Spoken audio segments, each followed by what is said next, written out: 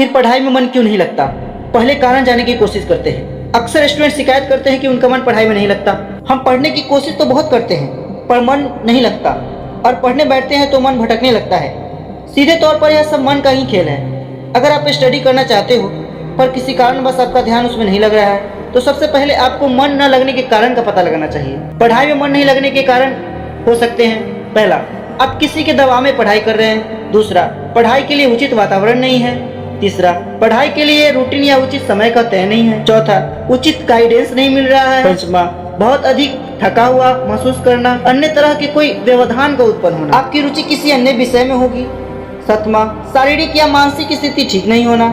आठवां, इच्छा शक्ति और एकाग्रता की कमी होना। ये सारे तत्व है आपके पढ़ाई में नहीं मन लगने के कारण। दोस्तों, लगातार पढ़ाई करते समय मन भटकता है या आप स्टडी पर फोकस नहीं कर पाते हैं, तो आपको कुछ आदतें बदलने की जरूरत है। दोस्तों, इस वीडियो में मैंने ऐसे 5 टिप्स बताए हैं जिनसे आपको स्टडी के लिए बहुत ही बेहतर मार्गदर्शन मिलेगा और आपका एग्जाम भी बेहतर जाएगा। इसलिए वीडियो को बिना स्किप किए अंत तक जरूर देखें। मैं आपसे वादा करता हूं कि वीडियो देखने के समय का 1 मिनट भी आपका बर्बाद नहीं होने दूंगा। क्या लगातार स्टडी में एक्टिव रहना आसान है?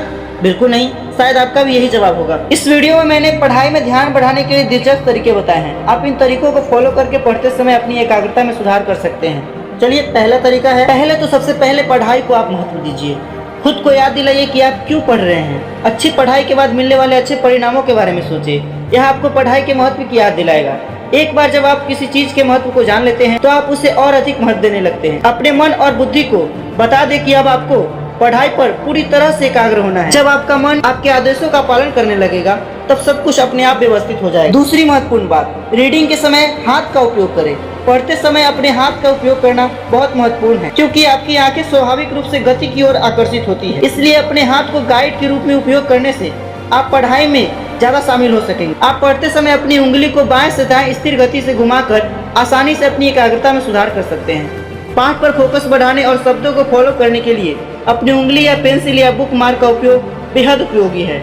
यह उन मामलों में भी मदद करता है जब स्टडी के दौरान ध्यान केंद्रित करने में कठिनाई होती है और आप एक ही पंक्ति को कई बार फिर से पढ़ने लगते हैं। तीसरी महत्वपूर्ण बात, नियमित ब्रेक लें। Study break. आप पढ़ते समय नियमित ब्रेक लेकर अपनी एकाग्रता में सुधार कर सकते हैं। उदाहरण के तौर पर, अगर आपके पास पढ़ने के लिए बहुत कुछ है तो 15 से 20 मिनट तक के समय के बाद छोटे छोटे ब्रेक लें। यह ब्रेक 1 मिनट से भी कम समय का होगा।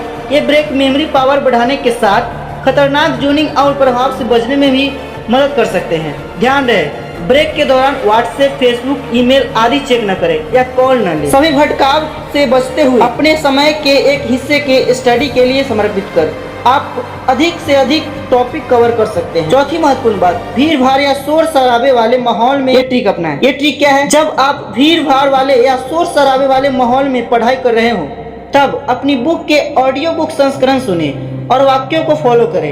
यह न केवल आपको बैकग्राउंड के शोर को खत्म करने में मदद करता है बल्कि आपके उच्चारण कौशल में भी सुधार लाता है। यह ट्रिक बेहद कारगर है, लेकिन एक नुकसान यह है कि यह आपकी रीडिंग स्पीड को धीमा कर देगा, तो इसका भी ध्यान रखें। पांचवी सबसे महत्वपूर्ण बात, समझने को प्राथमिकता दें। टॉपिक को समझना अधिक महत्वपूर्ण है। आप हर दिन कितना पढ़ रहे हैं इसका रिकॉर्ड रखें, लेकिन समझने की तुलना में स्पीड रीडिंग को प्राथमिकता न दें। धन्यवाद। वीडियो अगर अच्छा लगा तो चैनल को सब्सक्राइब करें, वीडियो को लाइक करके शेयर जरूर करें।